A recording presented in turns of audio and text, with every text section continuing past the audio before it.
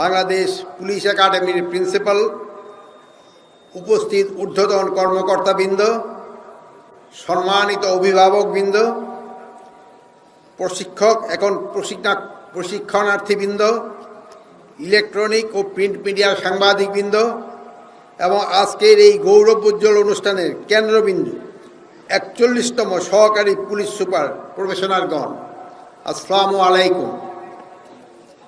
আজকের এই মহেন্দ্রক্ষণে আমি গভীর শ্রদ্ধার সাথে স্মরণ করছি ১৯৭১ সালে মহান মুক্তিযুদ্ধে দেশ মাতৃকার জন্য জীবন উৎসর্গকারী শহীদদের।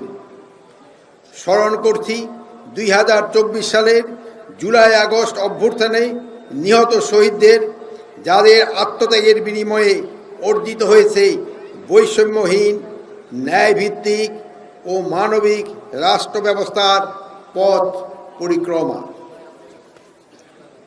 আজকের এই পাসিং আউট প্যারেড কেবল একটা আনুষ্ঠানিক সমাপ্তি নয়, এটি একটি দায়িত্বপূর্ণ যাত্রার সূচনা।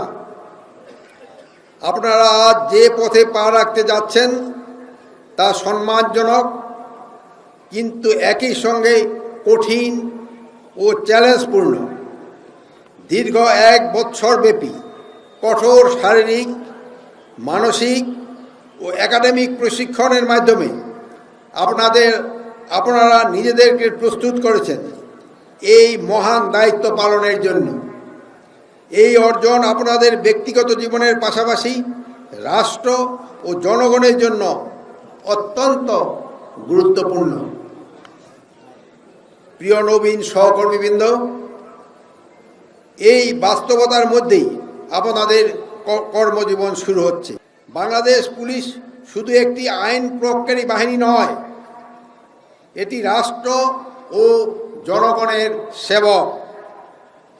নূতন বাংলাদেশ পুনর্গঠনে প্রক্রিয়ায় পুলিশের ভূমিকা অত্যন্ত গুরুত্বপূর্ণ। এই পুনর্গঠনের ভিত্তি হতে হবে জ্ঞানভিত্তিক ও নৈতিক মানদণ্ডের উজ্জ্বল দৃষ্টান্ত। এর মাপকাঠি হবে স্বচ্ছতা, জবাবদিহিতা, নিরপেক্ষতা, ন্যায় বিচার, মানবিক এবং জনগণের প্রতি সেবাধর্মী মনোভাব। আইন প্রয়োগের দায়িত্ব আপনাদের হাতে থাকবে, কিন্তু মনে রাখতে হবে আইন প্রয়োগ মানেই কঠোরতা নয়। প্রকৃত শক্তি আসে ন্যায়বোধ থেকে। বিচার করার দায়িত্ব আদালতে, কিন্তু তদন্ত, গ্রেপ্তার, আচরণ ও সিদ্ধান্তে পুলিশের বিচক্ষণতা ও নিরপেক্ষতা নিশ্চিত করে আপনাদের সবচেয়ে বড় দায়িত্ব। কোনো রাজনৈতিক পরিচয়, কোনো ব্যক্তি সম্পর্ক, কোনো প্রভাব বা চাপ যেন আপনাদের বিবেককে দুর্বল করতে না পারে, সেদিকে সর্বদা সচেষ্ট থাকতে হবে।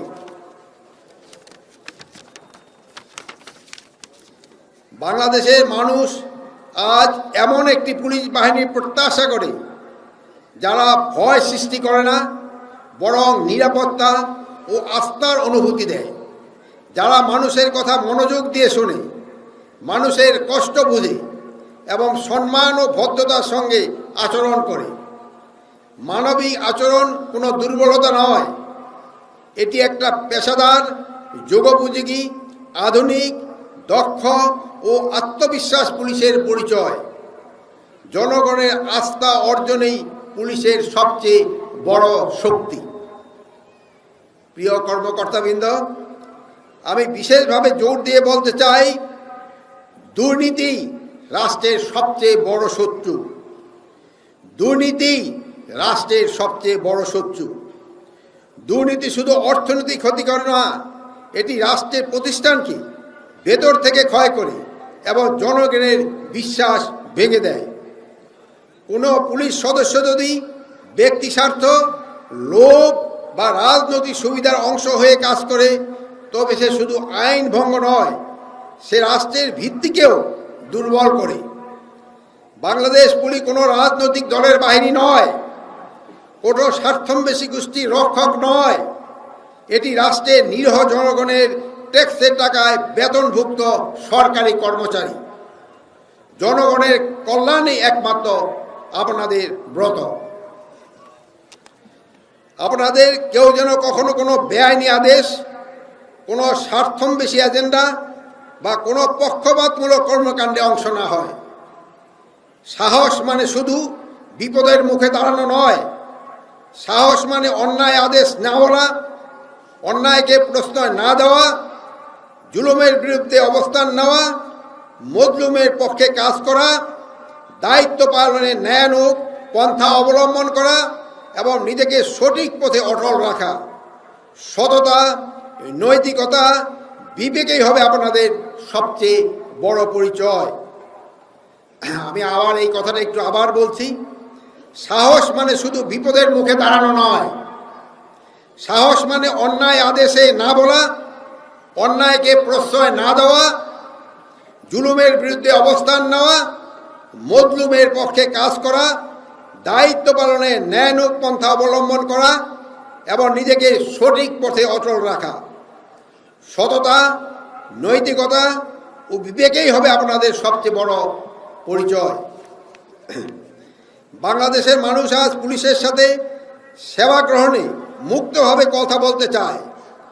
পুলিশের কাছে তাদের প্রাপ্য সেবাটুক নির্বিঘ্নে নিশ্চিতভাবে পেতে চায়। হাসি মুখে সেবা দিয়ে বাড়ি ফিরতে চায়। পুলিশের সেবা দিয়ে সন্তুষ্টি প্রকাশ করতে চায়, নিরাপদে বাঁচতে চায় এবং রাষ্ট্র প্রতিষ্ঠান হিসাবে পুলিশের কাছে জবাবদিহিতা প্রত্যাশা করে। মত প্রকাশের স্বাধীনতা, মানবিক মর্যাদা এবং আইনের শাসন এসব রক্ষা করার দায়িত্ব মাঠ পর্যায়ে পুলিশের আচরণের সঙ্গে সরাসরি যুক্ত। আপনারা যদি জনগণের আস্থার জায়গায় দাঁড়াতে পারেন তবে আইন প্রয়োগ সহজ হয়, আর যদি আস্থা হারান তবে শক্তি দিয়েও শান্তি প্রতিষ্ঠা করা যায় না। বাংলাদেশ পুলিশের নবীন সদস্য হিসাবে আপনাদের কাছে আমাদের প্রত্যাশা, আপনারা মানবিক মূল্যবোধ, নৈতিকতা, সততা, দক্ষতা, বিচক্ষণতা, মানবিকতা এবং সেবাধর্মী মনোভাব দিয়ে কর্মজীবনে প্রবেশ করবেন। মানুষের হৃদয়ে স্থায়ী জায়গা করে নেবেন। জননিরাপত্তা ও শৃঙ্খলা বজায় রাখতে সর্বোচ্চ ত্যাগ স্বীকার করবেন। প্রিয় পুলিশ কর্মকর্তা ও সদস্যবৃন্দ, অবাধ, সুষ্ঠু, নিরপেক্ষ, শান্তিপূর্ণ ও গ্রহণযোগ্য নির্বাচন অনুষ্ঠানে পুলিশের ভূমিকা সবচেয়ে গুরুত্বপূর্ণ। আসন্ন ত্রয়োদশ জাতীয় সংসদ নির্বাচনে সততা, নিরপেক্ষতা ও পেশাদারিত্বের মাধ্যমে দায়িত্ব পালনে পুলিশ বাহিনী সম্পূর্ণ প্রস্তুত রয়েছে। এবারে প্রথমবারের মতো নির্বাচনকালীন নিরাপত্তা ও আনুষঙ্গিক বিষয়ে পুলিশের সদস্যদের প্রশিক্ষণ দেওয়া হয়েছে। আপনারা জানেন, এবার জাতীয় নির্বাচনে প্রায় 1,50,000 পুলিশ সদস্য দায়িত্ব পালন করবেন। একজন সরকারি কর্মকর্তা হিসেবে আপনার নৈতিক ও পবিত্র দায়িত্ব নিষ্ঠা ও পেশাদারিত্বের সাথে কাজ করা। আপনাদের কাছে আজ জাতির প্রত্যাশা অনেক বেশি। সেই প্রত্যাশা পূরণে আপনারা দেশপ্রেমে উদ্বুদ্ধ হয়ে সততার সাথে নির্ভীকভাবে কাজ করে যাবেন। আপনাদের শতভাগ নিরপেক্ষতা সঙ্গে দায়িত্ব পালন করতে হবে।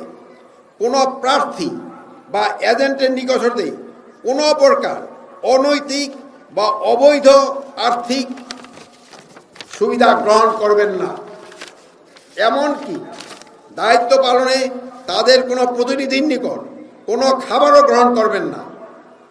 কেন্দ্রে কোনো প্রকার অনিয়ম বা বিশৃঙ্খলা সৃষ্টি হলে রিটার্নিং অফিসার, সহকারী রিটার্নিং অফিসার, প্রিজাইডিং অফিসারের পরামর্শ মোতাবেক তা শক্ত হাতে দমন করতে হবে।